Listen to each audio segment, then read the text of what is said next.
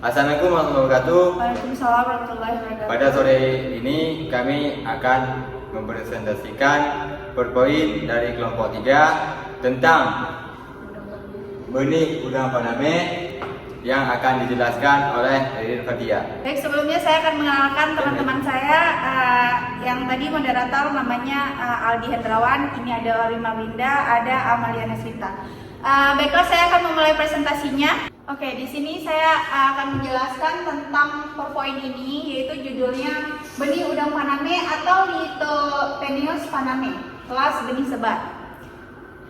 Oke, di sini ada ruang lingkup. Standar ini menetapkan persyaratan yang berdasarkan kriteria kuantitatif serta cara pengukuran, pengujian, dan pemeriksaan pada benih udang faname atau bahasa Latinnya Lithopeneus faname, kelas benih serba. Yang kedua ada acuan normatif, yaitu Manual of Diagnosis Test for Aquatic Animal Fourth Edition 2003, Office Desk International Epizootics atau disingkat dengan OIE. Selanjutnya ada juga istilah dan definisi udang faname ya. Sebelumnya kita udah tahu bahwa udang itu seafood, jenis udang yang secara taksonomi termasuk spesies Lithopeneus faname merupakan udang introduksi yang berasal dari Amerika Selatan dan Amerika Tengah. Benih serba tebarnya itu benih keturunan pertama dari induk penjenis induk dasar atau induk pokok. Berarti ada 3, yaitu induk penjenis, induk dasar, atau induk pokok.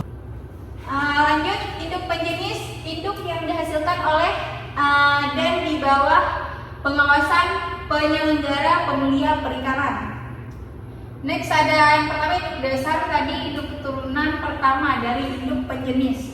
Yang kedua ada induk pokok, induk keturunan pertama dari induk dasar atau induk penjenis juga.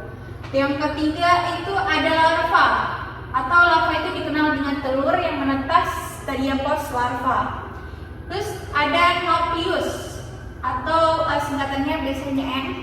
Di situ ada stadia awal setelah telur menetas yang terdiri atas 6 substadia atau disingkat dengan N1/6. Next, ada Zoea atau disingkat dengan Z, stadia lanjutan setelah Nauplius yang terdiri atas 3 substadia atau Z1/3.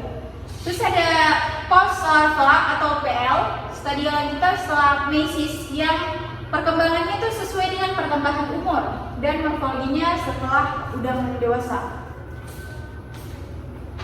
Kemudian di sini ada benur. Di sini udang itu namanya benur, bukan benih. Benur itu benih udang yang berumur 10 hari atau 15 hari dan mampu beradaptasi terhadap lingkungan budidaya. Terus ada fototaksis positif, sifat larva yang tertarik ke arah sumber sinar. Ada juga sintasan persentase jumlah benur yang hidup pada saat panen dibandingkan dengan jumlah benur yang ditebar. Bisa jadi panennya itu tidak sama dengan sewaktu kita menebar. Yang keempat itu ada persyaratan. Yang pertama ada kualitatif atau di situ ada Nauplius lagi, yaitu dicocokkan dengan warna coklat oranye. Terus ada gerakan berenang aktif, periode bergerak lebih lama dibandingkan dari periode diam. Terus ada kondisi organ tubuh yang lengkap, ukuran dan bentuk normal serta bebas patogen. Terus ada juga respon terhadap rangsangan bersifat fototaksis positif. Next, ya ada benur lagi, bisa kita bilang ini syaratnya benur.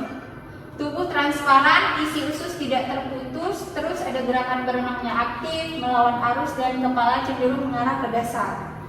Setelah itu ada kondisi tubuh setelah mencapai PL10, organ tubuh sudah sempurna dan ekor mengembang bebas virus. Terus ada respon terhadap rangsangan sangat responsif. Benur akan melentik dengan adanya kejutan. Refleks. Next, persyaratan kuantitatif seperti yang ada di tabel ini. Tabel 1, persyaratan kuantitatif benih faname itu berumur 16 sampai 18 Nauplius, benurnya minimal PL1. Terus panjangnya minimal 0,5 Napius. Terus ada prevalensi parasit terhadap populasi atau maksimumnya 0% atau benurnya 20%. Selanjutnya ada tabel yang kedua. Di situ infeksi virus ada Napiusnya 0%, benurnya juga 0%. Ada keserangan ukuran minimal 80% benur. Terus ada juga daya tahan terhadap penurunan salinitas, ada perendaman formalin di situ. Dikerjakan selama 5 menit sampai 30 menit. Terus ada juga prevalensi nekrosis. Nekrosis itu terhadap populasinya, maksimalnya 5% benur. Catatannya ditentukan berdasarkan adanya infeksi bakteri yang menyebabkan terjadinya pembusukan organ tubuhnya udang. Next. Oke, yang kelima ada cara pengukuran. Penentuan umur dan stadia atau ada juga umur Napiusnya dihitung sejak telur menetas. Stadia larvanya ditentukan dengan mengamati perkembangan nefologis larva secara visual dan atas mikroskopis. Ada juga umur pos larva dilakukan dengan menghitung hari setelah larva menetas. Yang keempat ada pengujian ketahanan. Satu, ketahanan terhadap perubahan salinitas dilakukan dengan memindahkan benur dari air bersalinitas 30% ke air salinitas 0% secara mendadak selama 5 menit, kemudian dihitung sintasannya dan dinyatakan dalam persen. Yang keduanya itu ada ketahanan terhadap perendaman formalin dilakukan dengan memasukkan benur ke dalam larutan formalin 200% selama 30 menit, kemudian dihitung sintasannya. Next. Yang kelima ada pemeriksaan kesehatan benih. Caranya itu pengambilan contoh dilakukan secara acak dari populasi minimal 30 ekor untuk pengukuran panjang tubuh dan pengujian parasit atau bakteri. Untuk deteksi virus dengan metode PCR, contoh diambil dari beberapa titik atau bagian bak 150 ekor benur dari populasi. Apakah betul ini?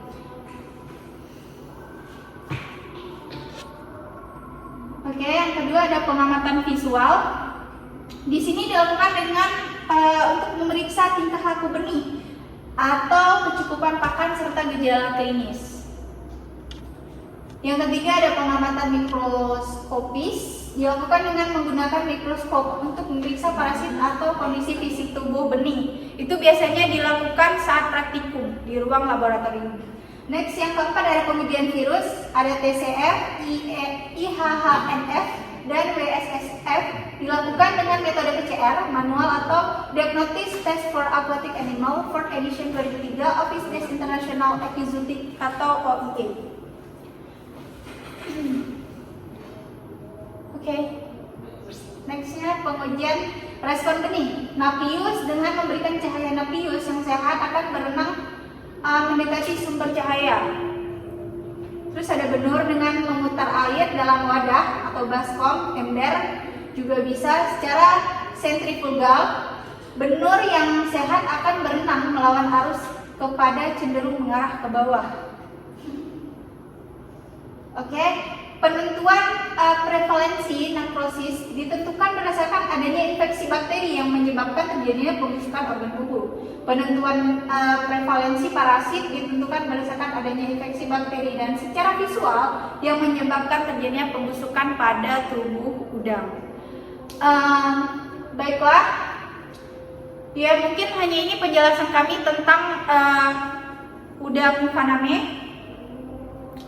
benih udang faname atau dikenal dengan bahasa Latin Lithopeneus faname, kelas benih sebar. Baiklah, terima kasih kepada teman-teman yang sudah mendengarkan penjelasan sedikit banyaknya dari saya tentang benih udang faname atau Lithopeneus faname. Mungkin hanya ini yang dapat saya dan teman-teman saya presentasikan. Saya akan kembalikan ke moderator. Terima kasih kepada Saudari Ririn sudah menjelaskan sedikit banyaknya tentang benih udang faname. Saya sebagai moderator, saya ingin minta maaf jika ada kata-kata yang salah, lebih dan kurang saya minta maaf. Assalamualaikum warahmatullahi wabarakatuh.